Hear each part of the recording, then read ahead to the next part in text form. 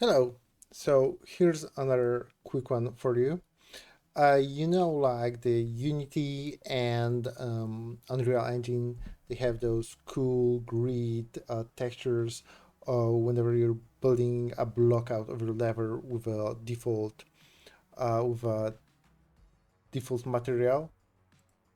So let's try and do the very same in Godot. So let's create a new project, and I will show you how to achieve this. Let's call this grid textures. And actually, there are many ways to do it. One would be to use a shader to achieve that effect.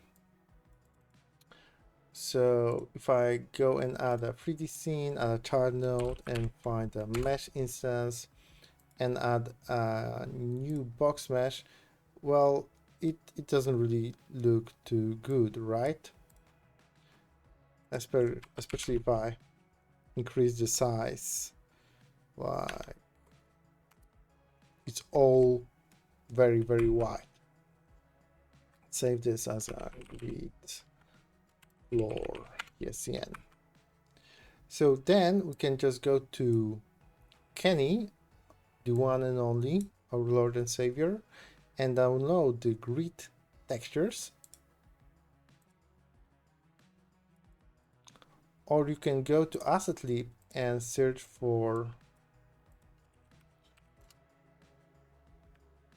or maybe textures. Okay, let's just go with what we have from Kenny. So I will extract that file and bring it into the project. Okay, and we can do PNG and vector.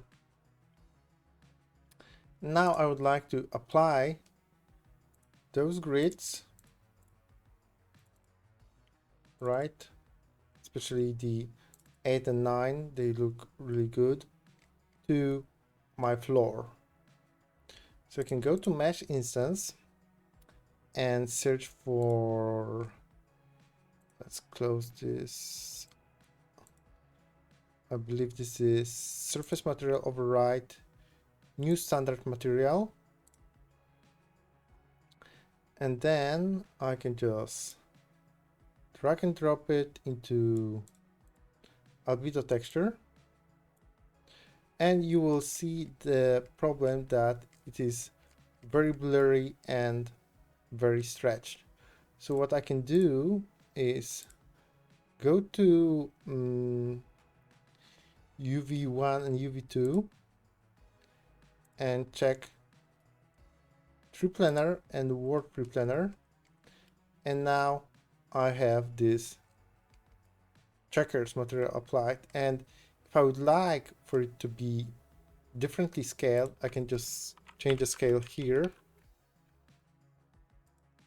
and here. So now you can see this is this appears more often. Or I could go to 0.25 and 0.25, and now the grid is bigger. And then I can change it by just applying different textures, right? So this is pretty cool, and this is how you can achieve this grid-like look that we know and we use in Unity or in Unreal. And of course, you can use different colors, right? Because why not? Maybe red is something that you'd like, but this is too eye gouging, right? But this, you can of course manipulate the other properties of the material, but yeah, this is the basics.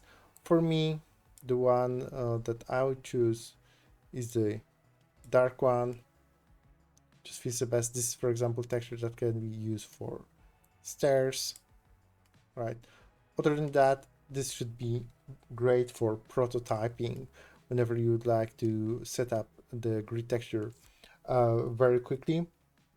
Yes, just another thing that I learned about Godot, and I find it really, really cool. That's why I'm sharing it with you. So thank you, and I will see you in the next one. Goodbye.